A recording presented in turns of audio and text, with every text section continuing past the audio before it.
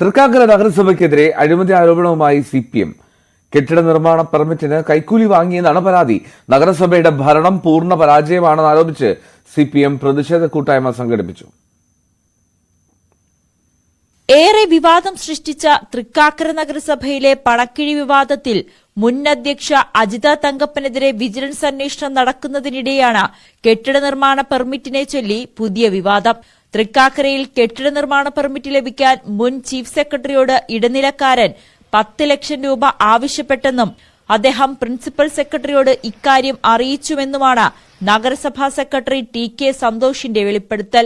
നഗരസഭാ ഓഫീസിൽ ഇടനിലക്കാരുടെ വിളയാട്ടമാണെന്നാരോപിച്ച് സിപിഎമ്മിന്റെ നേതൃത്വത്തിൽ നഗരസഭയ്ക്ക് മുന്നിൽ പ്രതിഷേധം സംഘടിപ്പിച്ചു. ദിനംപ്രതി വിഷയങ്ങൾ ഓരോന്നായി നടന്നുകൊണ്ടിരിക്കുക. ഇവിടെ ഇപ്പോൾ ഭരണത്തിനുള്ള ചരടുവലി, വൈസ് ചെയർമാൻ ഇന്ന ആളാകണം, 6 മാസം കഴിയുമ്പോൾ ഇന്ന ആളാകണം, അല്ലെങ്കിൽ 3 മാസം കഴിയുമ്പോൾ ഇന്ന ആളാകണം എന്നുള്ള ചരടുവലി മാത്രമാണ് നടക്കുന്നത്. യാതൊരു രീതിയിലുള്ള ഭരണം നടക്കുന്നില്ല. ഇരിക്കുന്ന കസേര സംരക്ഷിച്ചു നിർത്തുക എന്നുള്ളൊരു ലക്ഷ്യം മാത്രമേ ഇപ്പോൾ ഇവിടെ ഇരിക്കുന്നുള്ളൂ ഈ ഭരണസമിതിക്കുള്ളൂ. നഗരസഭയുടെ തന്നെ ആംബുലൻസ് പ്രവർത്തിക്കുന്നില്ല. ഇതിന് പിന്നിൽ വൻ തട്ടിപ്പെന്നാണ് പ്രതിപക്ഷ കൌൺസിലർമാർ പറയുന്നത്. അത്യാധുനിക ബസ് ടെർമിനലും വാണിജ്യ സമുച്ചയവും സ്ഥാപിക്കാൻ നഗരസഭയുടെ നിർദ്ദേശപ്രകാരം തയ്യാറാക്കിയ വിശദമായ പദ്ധതി റിപ്പോർട്ട് നഗരസഭാ കൌൺസിൽ നിരസിച്ചു. ഡിപിആർ തയ്യാറാക്കാൻ ഏജൻസിയെ നിയോഗിച്ചത് നിയമപ്രകാരമല്ലെന്നാണ് ആക്ഷേപം.